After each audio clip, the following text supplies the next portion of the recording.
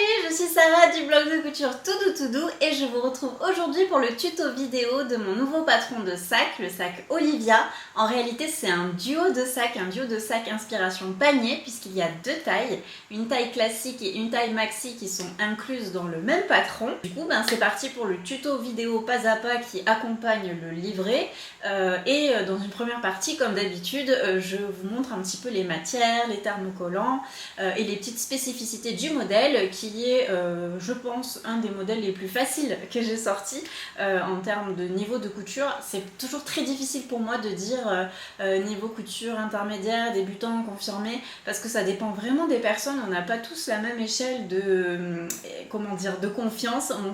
Certaines personnes me disent qu'elles sont débutantes en couture alors qu'en réalité pas du tout, et du coup c'est pas toujours évident de bien dire la notion et sur quelle base on part pour dire qu'on est débutant en couture ou pas. Mais en tout cas c'est un modèle qui est vraiment super simple à réaliser, surtout s'il y a parce qu'en fait il y a deux options dans le sac. On peut le coudre soit avec une option coulisse, soit avec une option fermeture éclair. Et donc en fait si vraiment on a peur de poser des fermetures éclair, l'option coulisse elle est vraiment super facile, il suffit d'avoir une cordelette et je vous explique comment ça marche. C'est parti pour la présentation du modèle et les matières, les thermocollants et puis ensuite le tuto vidéo. En ce qui concerne la présentation du modèle, comme j'avais expliqué, c'est un modèle qui est en deux tailles, donc il y a la taille classique et la taille maxi. Je vais vous montrer la différence. Donc la taille classique c'est celle-ci, ou celle-ci, j'en ai cousu plusieurs. Donc celle-ci je l'ai cousue dans une bâchette de coton de Mondial Tissu qui a des petits reflets dorés. J'aime beaucoup ce tissu, il rend je trouve beaucoup moins bien en vidéo et en photo qu'en vrai, mais c'est vraiment pour moi un tissu classique de base à avoir, surtout si on aime un petit peu les paillettes et le doré. Je crois qu'il existe aussi en argenté avec des petits lurex argentés, parce qu'en fait je trouve que c'est vraiment une couleur qui va avec plein d'autres couleurs, plein de motifs. Et donc si par exemple on aime se coudre comme moi des robes un petit peu fleuries et avec des motifs, c'est difficile d'associer du coup un sac qui soit aussi fleuri et aussi plein de motifs tout bariolés. Donc ça vraiment ça vient casser un petit peu le too much. Et puis en plus je trouve que c'est vraiment doux quoi. Moi j'imagine vraiment le côté panier, le panier pour aller au marché, pour mettre des grandes fleurs, mais en même temps ça peut aussi faire un sac à main puisque en fait il a une anse. Alors il y a deux types de anses dans ce modèle, donc il y a la petite anse et la grande anse, et en fait la petite elle sert à tenir à la main comme ça ou tenir à la main comme ça, et celle-ci qui est plus longue du coup c'est pour porter à l'épaule. Donc en fait ce que je vous recommande c'est vraiment de mesurer à quelle hauteur vous voulez porter le sac, histoire de pouvoir vraiment ajuster la longueur des anses de cette manière là. Moi j'ai fait par rapport à ma taille, je mesure 1m61-62, donc voilà, si vous êtes plus grande ou plus petite, n'hésitez pas à vraiment mesurer et à agrandir ou diminuer la longueur des anses en fonction de votre taille et de vos goûts aussi, de comment vous aimez le porter, puisque là du coup les anses ne seront plus réglables une fois qu'elles sont montées.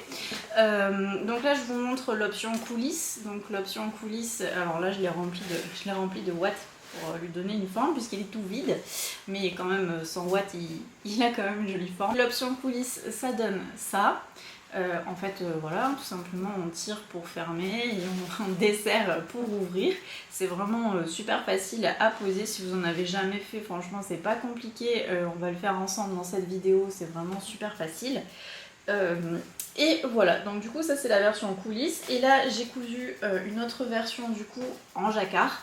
Je trouve toujours, je fais que en parler, mais les jacquards sont vraiment une bonne matière pour coudre des sacs. C'est vraiment idéal parce que ça passe bien à la machine à coudre, ça a une bonne tenue, c'est vraiment, en plus il y en a vraiment de toutes les couleurs, il y a vraiment des motifs, des unis, c'est vraiment chouette je trouve. Les jacquards on en trouve pas mal et c'est cool.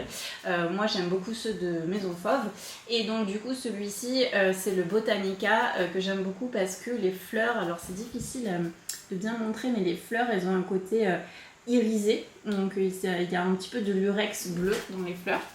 Et donc celui-ci, je l'ai fait avec une fermeture éclair. Donc vraiment ça peut faire aussi du coup office de sac à main sans souci.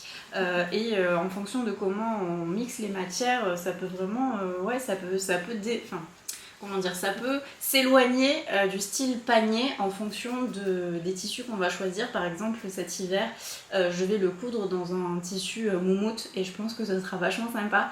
On peut aussi l'imaginer en velours, enfin vraiment... soyez créatifs, tout est possible avec ce modèle. Après, au niveau par exemple des thermocollants, pour ces deux modèles, j'ai utilisé, alors en ce moment j'adore utiliser ça, alors que c'est pas forcément prévu pour ça, mais je vais vous le dire, c'est mon molleton thermocollant. Donc normalement c'est un molleton qui est fait pour matelasser le tissu, moi je trouve, alors là j'ai que des chutes, je trouve que c'est assez idéal en fait pour donner de la tenue au sac sans rajouter trop d'épaisseur à la machine à coudre et tout en gardant la souplesse du tissu pour pouvoir bien le manipuler, le retourner, le travailler facilement. Donc là ces deux-là, je les ai tout simplement thermocollés avec le thermocollant H640. Je vous mettrai du coup tout comme d'hab dans la description tous les liens vers les thermocollants pour que vous puissiez les retrouver facilement. Mais par exemple celui-ci, moi je l'achète chez Mondial Tissu, il est facile à trouver vraiment. Et donc du coup, ces deux-là, je les ai cousus avec ce thermocollant, ce qui fait qu'ils ont de la tenue, ils restent quand même souples pour pouvoir être travaillés, et ils sont quand même légers, parce qu'il y a certains thermocollants comme le Decovil qui quand même a tendance à alourdir le modèle. Là vraiment, voilà, nickel. On peut aussi utiliser, alors là j'ai beaucoup parlé de ce thermocollant là, mais on peut bien entendu aussi utiliser le H250. Donc là c'est pas du tout un molleton thermocollant, c'est vraiment un thermocollant semi-rigide on va dire. Donc il se travaille aussi très bien. Le truc c'est que du coup il va falloir vraiment bien repasser à chaque étape parce qu'il a tendance à bien se froisser quand on retourne, mais après une fois qu'on a repassé le repassage final c'est bon. Il peut cloquer aussi. Selon le tissu, il colle pas forcément super bien partout. Donc c'est pour ça que vraiment je suis amoureuse du molleton H640. Vraiment je crois que je vais faire la plupart de mes sacs maintenant avec ce molleton depuis que je l'ai découvert. J'aime trop. Mais bon, celui-ci est quand même aussi pas mal et en fonction de la matière, ça peut être intéressant d'utiliser celui-ci plutôt qu'un autre. C'est vraiment au feeling de la matière, c'est au fur et à mesure en fait. Parce que en fait je m'attarde sur le thermocollant parce que vous me posez tout le temps des questions là-dessus sur les... En fait je reçois beaucoup de questions sur les thermocollants par mail suite à l'achat de mes patrons, tout ça, beaucoup de conseils sur le thermocollant. J'ai l'impression que ça vous fait peur et il n'y a pas besoin d'avoir peur, c'est juste au fur et à mesure en fait on affine et on se dit ah bah tiens tel thermocollant avec telle matière j'aimais bien le rendu. En fait il faut vraiment... tester, creuser la matière. Moi par exemple vraiment là je suis devenue accro au H640 parce que je le trouve vraiment parfait pour faire des sacs, mais peut-être que vous aimerez pas le rendu, moi j'adore. Du coup celui-ci quand même il est vraiment pas mal parce qu'il permet d'avoir quand même un bon compromis entre la rigidité et la souplesse. Il n'est pas trop raide et pas trop souple. Je crois qu'il est moins cher que le H640, je ne me rappelle plus du prix. Faudra que je regarde, mais de toute façon je vous mettrai les liens. Et selon le tissu, il peut être plus ou moins adapté pour l'utiliser. Par exemple, j'ai cousu aussi deux versions de Olivia, j'allais dire de Hasta la Vista. Hasta la Vista, c'est mon sac de voyage. J'ai cousu deux versions de Olivia en liège. Je vais vous les montrer. Donc ça, c'est la première version de Olivia en liège. Ah oui, j'ai oublié de vous dire qu'en fait, dans le patron, il y a aussi le petit nœud qui est amovible. On peut complètement l'enlever, ne pas le mettre. On peut en coudre plein dans tous ces chutes de tissu pour vraiment faire des matchy-matchy avec ces tenues. Vraiment, il faut s'amuser. Et donc du coup, là, je l'ai cousu dans un liège de Katia Fabrics que je trouve vraiment très beau. Alors, je sais pas si on va bien le voir à la vidéo, mais c'est incrusté de plein de petites fleurs. J'aime beaucoup ce liège qui a une très bonne tenue. Et donc du coup, ce liège, je n'ai pas eu du tout besoin de le thermocoller. Et c'est plutôt cool. Ça fait une étape en moins. Donc aucun thermocollant pour ce modèle, il tient tout seul. Donc voilà, si par exemple on utilise des matières un peu comme ça qui ont de la tenue, pas besoin nécessairement de thermocollant. Je pense aussi parfois à des jeans qui sont très épais et tout ça, qui ont une bonne tenue. Pas la peine d'utiliser du coup du thermocollant, c'est vraiment en fonction de la tenue de votre tissu. et de l'effet aussi que vous voulez lui donner. Donc celui-ci, comme je disais, c'est du liège et j'ai fait les anses, tout ce qui est petite anse et grande anse, dans un tissu de Snappy que j'utilise tout le temps. Vraiment pour moi c'est un vrai classique pour les sacs. C'est le tissu Elise à paillettes. Alors celui-ci c'est le doré et en fait c'est un tissu qui est hydrofuge et il est vraiment génial parce qu'il va comment dire, remplacer, pour moi c'est un bon remplaçant du simili-cuir. En encore mieux, plus facile à travailler, on peut le repasser, il est résistant à l'eau du coup et les couleurs sont sympas. Il y a en fait toutes les couleurs proposées pour le tissu Elise chez Snappy, c'est des couleurs avec des paillettes quoi. Il y a du blanc, du rose à paillettes, du noir à paillettes, du doré léger, du doré moins léger. Je crois que celui-ci c'est le doré léger mais je ne suis plus très sûre. Mais bref, ça j'ai encore un gros rouleau à la maison parce que j'en avais pris plein. J'en ai commandé pas mal parce que vraiment pour moi c'est un bon classique et qui va avec plein de choses. Et là par exemple je l'ai aussi utilisé pour faire la coulisse du sac parce que le grand je l'ai fait en version coulisse mais on peut bien entendu aussi le faire en version fermeture éclair. Voilà, donc ça c'est le grand liège que j'ai fait. Et comme en fait quand j'ai partagé cette version de Olivia en story sur Instagram, vous m'avez posé beaucoup de questions. Est-ce que le liège c'est difficile à coudre? Est-ce qu'il faut s'équiper? Est-ce qu'il y a beaucoup d'épaisseur? Est-ce qu'on peut thermocoller? Est-ce qu'on peut faire les anses aussi en liège? Parce que moi du coup là je les avais fait dans le Élise doré, donc oui j'ai décidé du coup en même temps que le tuto vidéo que j'avais déjà préparé avec un autre tissu, j'ai intercalé certaines séquences en fait avec le liège pour vous montrer comment on coud le liège, les légères différences mais honnêtement il n'y en a quasiment pas, excepté le fait que du coup je n'ai pas thermocollé le liège.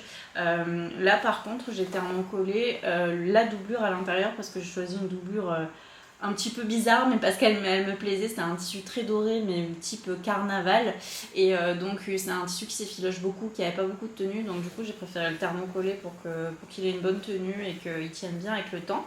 Et là du coup je l'ai cousu dans un liège effet un petit peu bois marbré de chez Tissu Choc, qu'on peut aussi trouver chez les étoffes de Sophie en commandant en ligne via son compte Insta, puisque Tissu Choc comme d'hab j'en parle souvent, c'est ma mercerie locale préférée.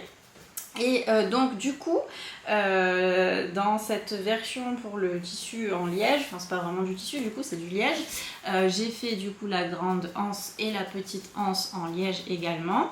Celui-ci je l'ai fait option fermeture éclair parce qu'on m'a aussi demandé si avec la version liège c'était possible de faire la fermeture éclair. Oui, tout à fait. Ce liège est un peu plus souple et un peu plus fin que celui-ci. Donc il a tendance à se travailler, comment dire, mieux. Mais voilà, tous les deux sont assez faciles à travailler. Après voilà, c'est juste qu'il faut s'adapter à la matière, prendre peut-être un petit peu plus soin quand on retourne et tout ça. Mais en vrai, ça n'a pas de réelles grosses difficultés. De toute façon, vous le verrez au fur et à mesure du tuto. En vrai j'aime beaucoup cette matière. Avant j'aimais pas, pour être honnête, je sais pas, mes goûts changent en ce moment. Mais j'aime beaucoup le liège et j'y vois beaucoup d'avantages en fait, puisque j'ai pas du tout envie de faire des modèles de sacs en cuir. Par le passé j'ai beaucoup travaillé le cuir, j'ai passé un CAP de maroquinerie il y a quelques années. On a eu un atelier de rénovation de cuir avec mon mari Baptiste. Et donc du coup le cuir, ça a fait partie de ma vie pendant longtemps. On a eu aussi une marque de nœuds papillons en cuir. Et en fait j'ai plus du tout envie de travailler le cuir pour plein de raisons personnel on va dire, et là j'ai vraiment envie de pouvoir montrer qu'on peut réaliser des modèles sans utiliser du cuir.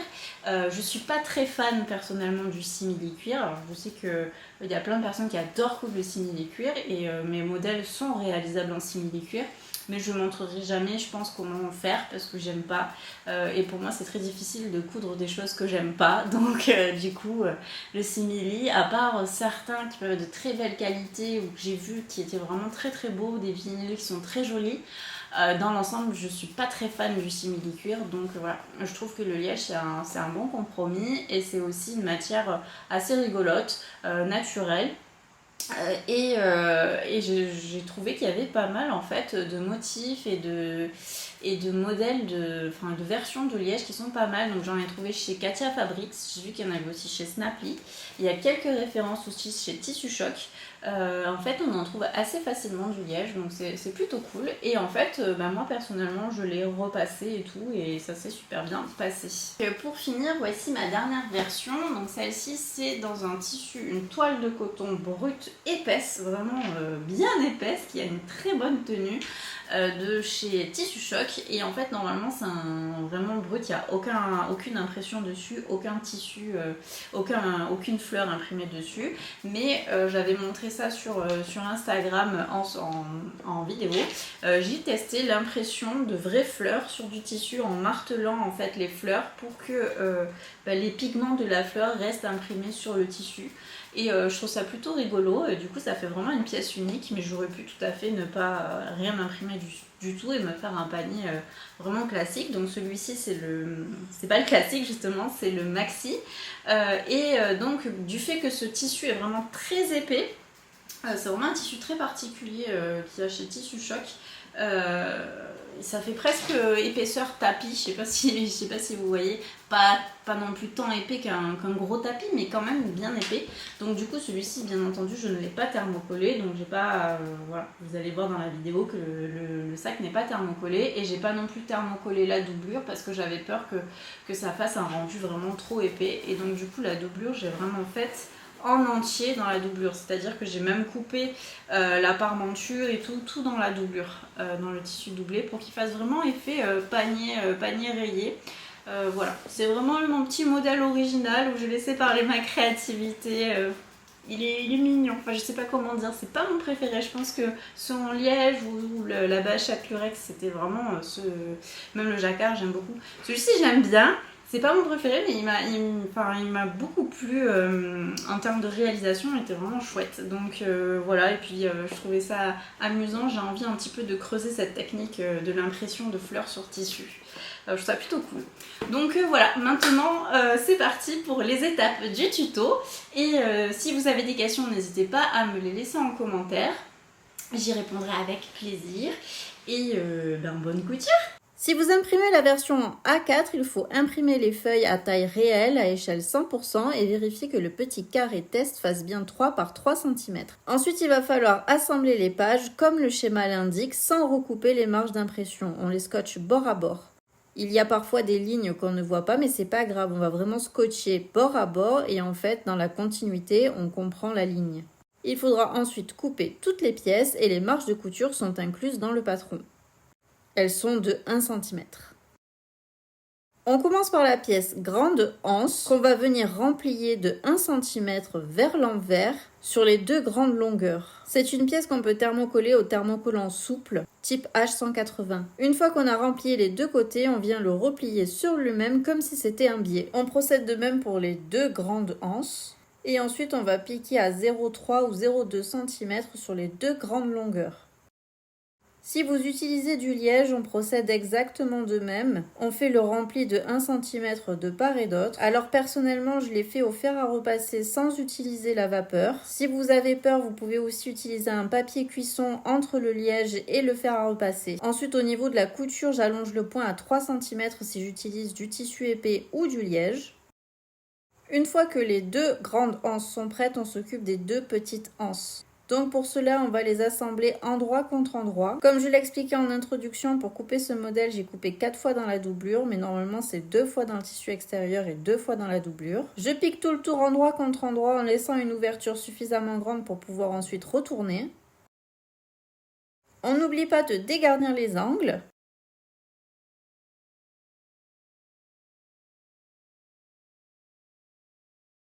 Puis on retourne et on repasse.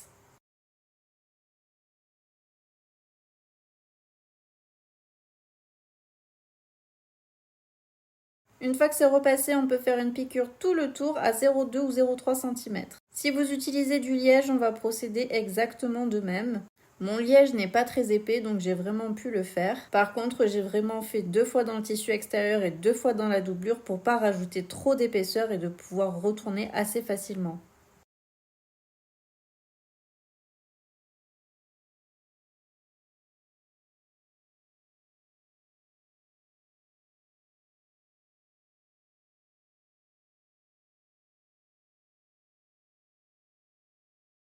Ensuite pareil, j'ai repassé sans utiliser la vapeur et on fait aussi une surpiqûre tout le tour.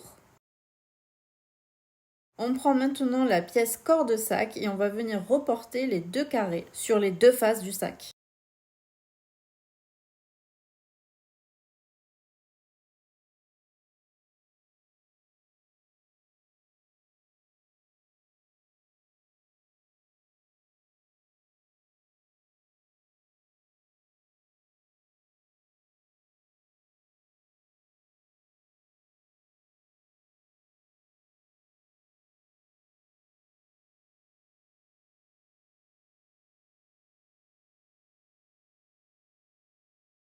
On place les extrémités des grandes anses au milieu de ces carrés en faisant en sorte qu'il y ait un petit retrait de 0,5 cm environ par rapport à la ligne du bas du carré. On épingle les extrémités. Attention à ce que la grande anse ne vrille pas.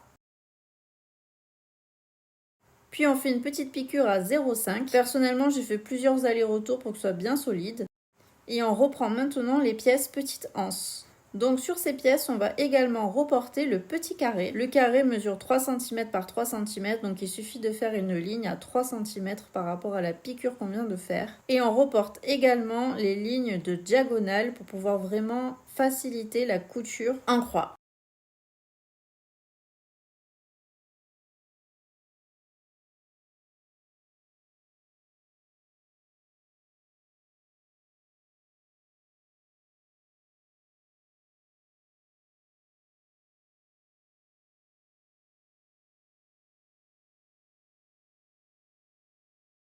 On les superpose ensuite par-dessus les carrés du corps de sac et aussi du coup par-dessus la grande anse qu'on avait préalablement fixée.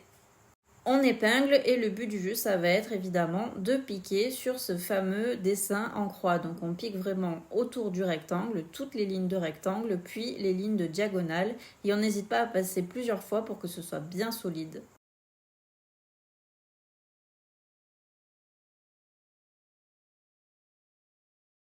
Une fois que c'est fait, on va venir tracer une ligne à 2,5 cm au-dessus de la ligne du haut du rectangle qu'on a piqué. Si jamais le tissu de la anse que vous avez choisi est vraiment épais, par exemple sur le liège, on peut aussi remonter cette ligne à 3 cm. Moi personnellement, j'ai tout fait à 2,5, mais si vraiment c'est épais, n'hésitez pas à remonter de 0,5, donc à 3 cm cette ligne. Ensuite, on replie sur elle-même la petite anse et on se sert des lignes comme début et fin de la couture. En fait, on la replie vraiment sur elle-même et le but du jeu, ça va être de surpiquer au niveau de la surpiqûre qu'on avait faite au préalable. On fait un point d'arrêt au niveau du premier repère et on fait un point d'arrêt à la fin au niveau de la deuxième ligne repère. Pour aider à cette étape, moi j'utilise le pied spécial fermeture éclair et je vous le montre juste après.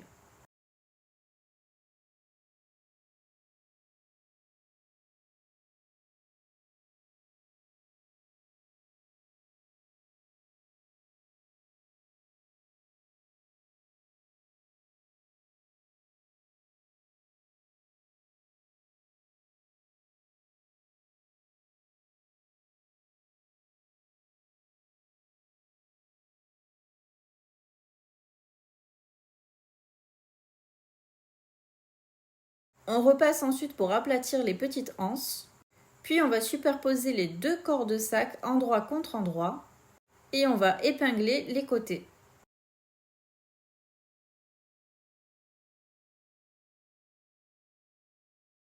On pique de part et d'autre à 1 cm et on ouvre les coutures au fer à repasser. On va ensuite poser le fond de sac en arrondi. Donc pour cela, il faut bien reporter tous les milieux du cercle et les milieux de corps de sac. On commence par superposer deux repères milieux, puis on va superposer les deux repères milieux opposés.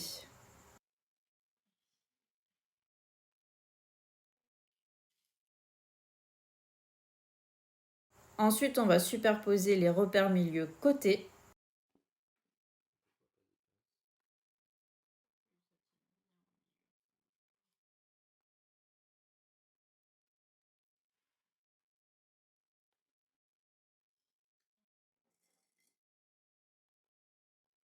Et on va pouvoir faire le montage par quart de cercle. S'il y a un petit peu d'embûche qui est dû à l'épaisseur du tissu, le mieux c'est de faire plein de petits crans à 0,8 cm sur le corps de sac uniquement, pas sur le cercle.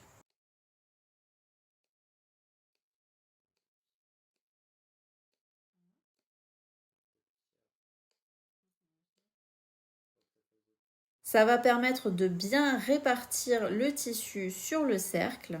Et en fait, ce qui est pas mal, c'est de faire ça chaque quart de cercle pour bien tout placer. C'est une étape qui prend un petit peu de temps, mais ça vaut le coup de le faire pour ensuite avoir vraiment un bel arrondi sans embut et ne pas galérer à la machine à coudre.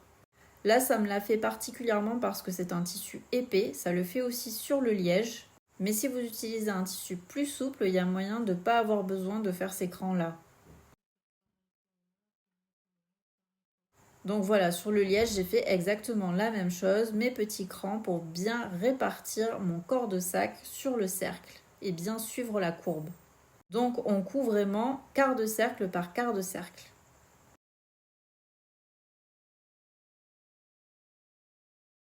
On coud du coup ce quart de cercle par quart de cercle à 1 cm, endroit contre endroit bien évidemment.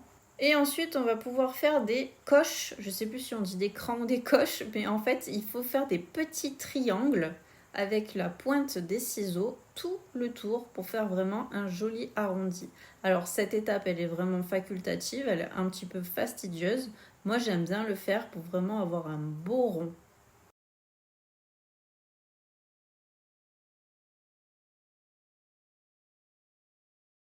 Et ensuite, on retourne le sac sur l'endroit.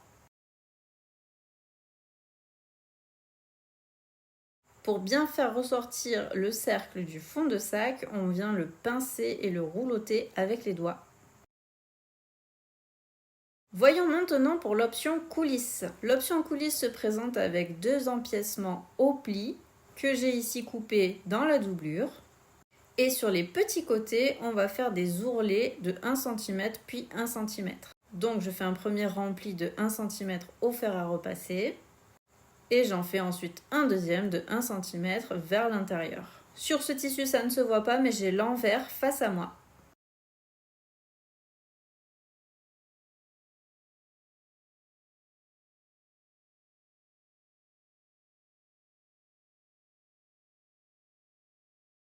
Et ensuite, on va tout simplement piquer l'ourlet à 0,8 cm comme un ourlet classique sur les 4 petits côtés des deux coulisses.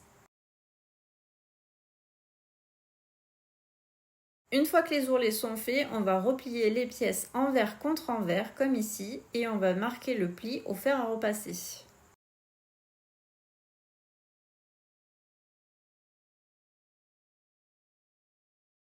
Puis on va faire une surpiqûre à 1,5 cm du haut replié.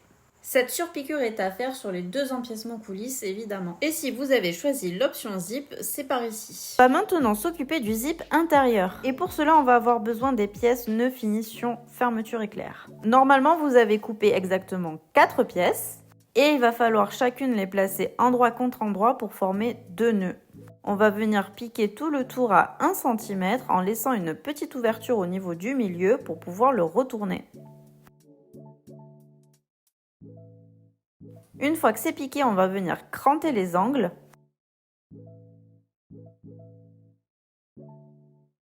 Puis on les retourne par l'ouverture. Une fois qu'on a retourné, on peut repasser nos petits nœuds.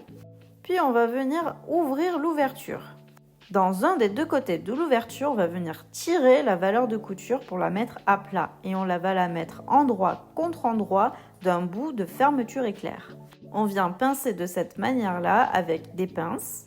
Et l'idée, ça va être de piquer à 1 cm ce petit endroit. Si vous avez laissé une ouverture suffisamment grande, ce sera assez facile à faire.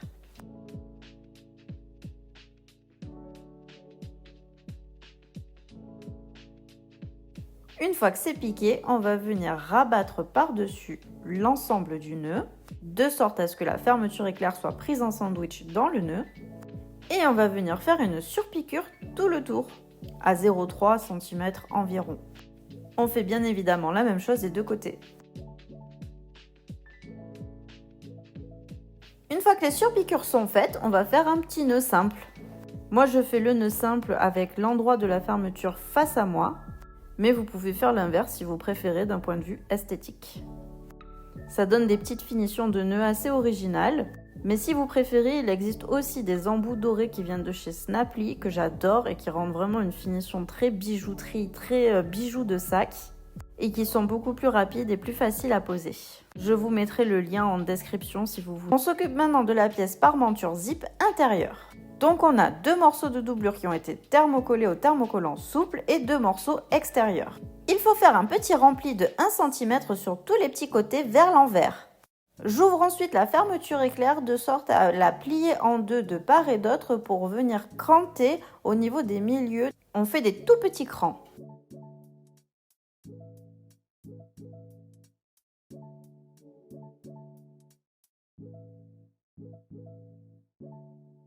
On referme ensuite la fermeture éclair et on vient placer l'endroit de la parmenture zip extérieure sur l'endroit de la fermeture éclair en faisant bien coïncider les crans du milieu.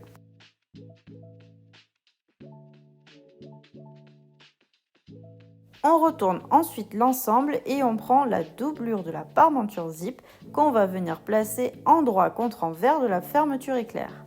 De la même manière, on fait coïncider tous les milieux, il faut que tout soit bien en face.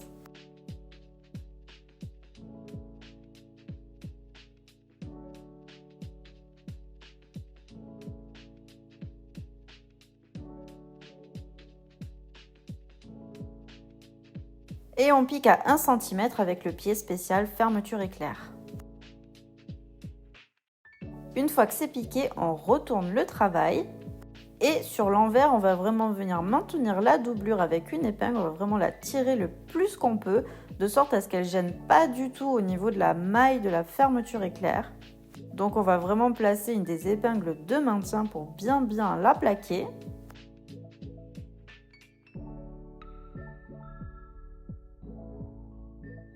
Et ensuite on retourne sur l'endroit et l'idée ça va être vraiment de piquer d'un petit côté tout le long jusqu'à l'autre petit côté. On pique à 0,5 ou 0,3 et en fait cette piqûre elle va permettre de fermer cette petite ouverture des remplis.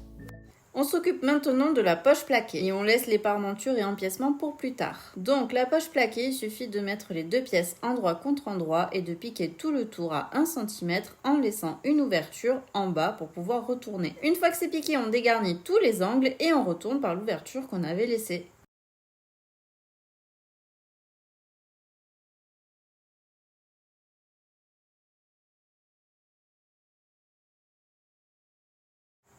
On repasse et on positionne l'ouverture vers le bas.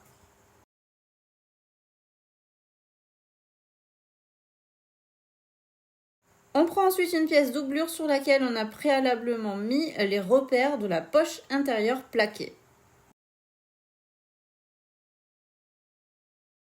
Et on va tout simplement plaquer la poche à l'intérieur de ces repères. On place bien la zone ouverte vers le bas car elle va être prise dans la surpiqûre. Et on va donc faire une surpiqûre sur les 3 côtés à 0,3 ou 0,5 cm en laissant bien le haut ouvert.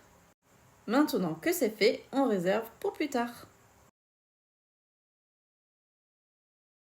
On prend la pièce parmenture. Normalement, on la coupe dans le tissu extérieur, comme je l'ai expliqué tout à l'heure. Moi, je l'ai coupé dans la doublure. Donc là, ça va être très important de vraiment mettre tous les repères. Donc selon si on a choisi le cran de parmenture zip ou le cran de empiècement coulisse, il va falloir mettre les repères correspondants et ne pas oublier ceux du milieu. Pour l'empiècement coulisse, donc on va se reporter au milieu. Donc on marque bien les milieux de chaque empiècement coulisse.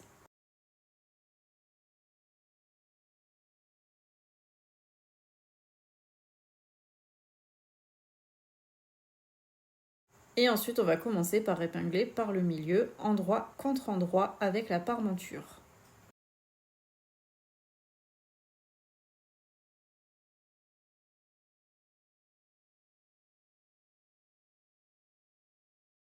On respecte bien l'écran.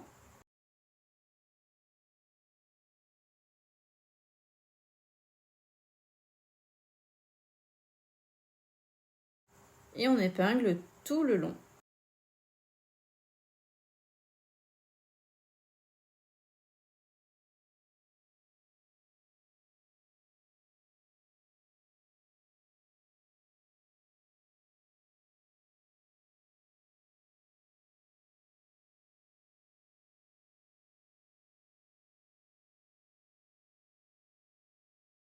Une fois que c'est épinglé, on va positionner par-dessus la doublure.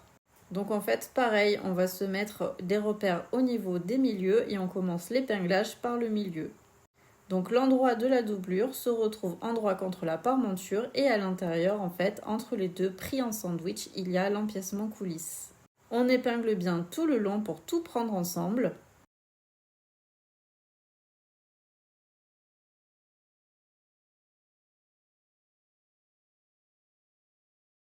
Et on fait une piqûre à 1 cm tout le long. On fait pareil évidemment pour le deuxième côté. Si vous avez opté pour l'option zip, c'est exactement la même chose. On va placer la parmenture zip endroit contre endroit, la parmenture, en se fiant au milieu et au cran qui sont prévus du coup pour l'empiècement zip.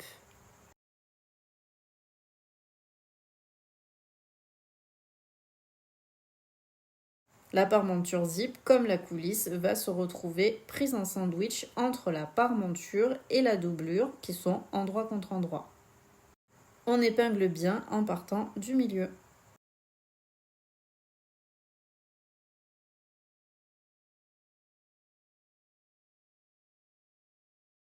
Puis on pique à 1 cm. On plaque la couture au fer vers le bas, c'est-à-dire vers la doublure.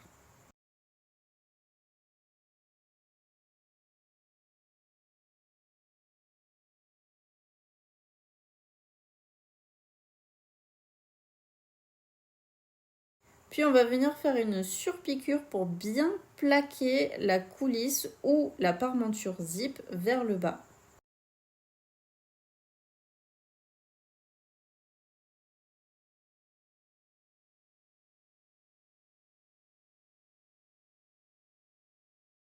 Une fois que les deux pièces sont prêtes, on les met endroit contre endroit. On fait bien attention à ce que la couture d'assemblage entre la parmenture et la doublure soit bien en face. Puis on épingle les deux côtés en laissant une ouverture sur un des deux côtés qui va nous servir à retourner le sac par la suite.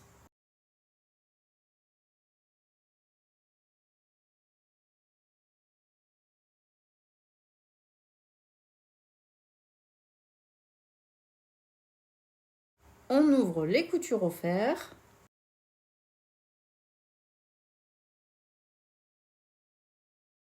Si vous avez choisi l'option zip, c'est le moment d'ouvrir le zip en grand. C'est très important. Et ensuite, comme la partie sac extérieur, on va placer le fond de sac en rond, quart de cercle par quart de cercle, endroit contre endroit, en piquant à 1 cm. Une fois que c'est fait, on va insérer le corps de sac à l'intérieur de la doublure, endroit contre endroit. On veille bien à ce que les petites anses et les grandes anses se retrouvent à l'intérieur. On épingle le haut et pour cela on fait coïncider les coutures côté, endroit contre endroit, puis ensuite les milieux et enfin on épingle vraiment tout le tour.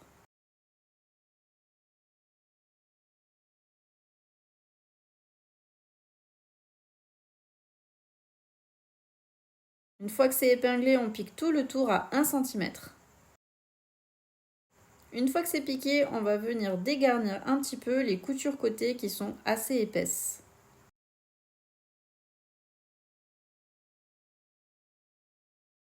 Puis on retourne le sac sur l'endroit grâce à l'ouverture qu'on avait laissée dans la doublure. On insère bien la doublure à l'intérieur du sac. Et puis on va venir faire rouloter les coutures du haut pour vraiment bien placer la doublure à l'intérieur du sac. On va bien tout pincer tout le haut et faire une surpiqûre visible à 0,5 cm. Moi personnellement j'allonge bien le point à 3 pour pouvoir le faire. Une fois que c'est fait, on va aller chercher l'ouverture qu'on avait laissée dans la doublure et on va la refermer soit à l'aide d'un point-main invisible, soit à l'aide d'une petite surpiqûre à la machine. Et maintenant on va s'occuper des coulisses. Donc on coupe 2 fois 1 mètre ou 2 fois 1 mètre 30 en fonction de la taille choisie. Et sur une extrémité, on va mettre un petit bout de scotch et une épingle à nourrice pour pouvoir l'insérer dans la coulisse. On commence donc par insérer la cordelette dans le trou qu'on a prévu en fait en faisant la surpiqûre sur l'empiècement coulisse. Et le but du jeu, ça va être de faire ressortir l'épingle à nourrice et la cordelette par l'autre extrémité de l'empiècement coulisse.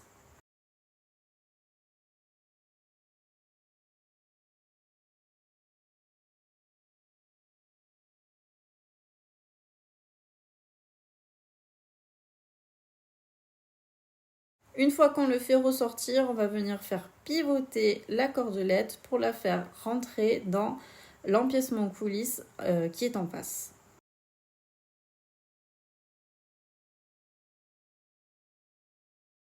Puis on va la faire ressortir par l'autre côté.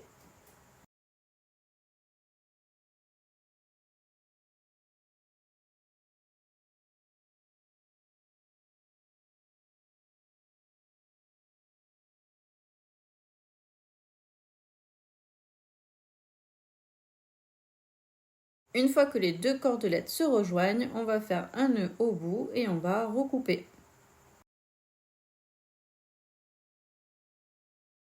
On coupe maintenant la deuxième cordelette et à l'aide de l'épingle à nourrice, on va venir la faire passer du côté où en fait il y a eu le retour de corde, pas le côté où il y a le nœud, l'autre côté. Donc là vraiment on va l'insérer et on va commencer par l'insérer par cet endroit-là et on va procéder exactement de même, c'est-à-dire qu'il va falloir faire ressortir l'épingle à nourrice et la cordelette par l'autre côté, la faire pivoter et ensuite faire en sorte que les deux cordelettes se rejoignent pour faire un nœud. Je pense que la vidéo est plus claire que ce que je raconte.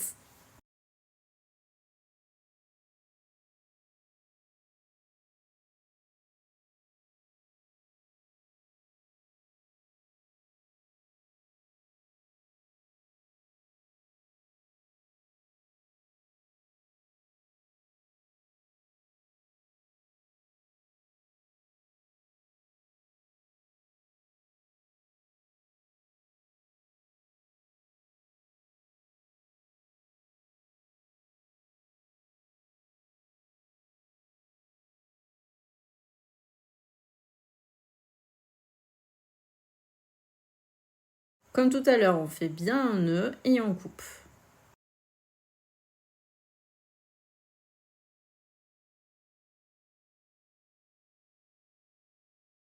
Maintenant, il n'y aura plus qu'à tirer pour bien mettre en place sa coulisse. On va s'occuper des petits nœuds facultatifs, donc il y a 2 pièces et on va tout simplement les placer endroit contre endroit et venir piquer tout le tour à 1 cm en laissant une ouverture au niveau du milieu.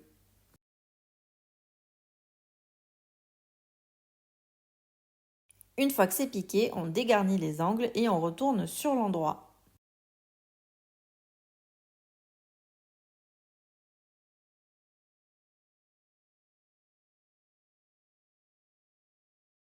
On peut maintenant roulotter les coutures pour bien les faire ressortir, repasser et refermer grâce à un point invisible ou alors à une surpiqûre tout le tour. Il n'y a plus qu'à nouer son petit nœud décoratif au niveau de la petite anse sans prendre la grande anse dans le nœud et voilà! Olivia est terminé, j'espère qu'il vous plaira.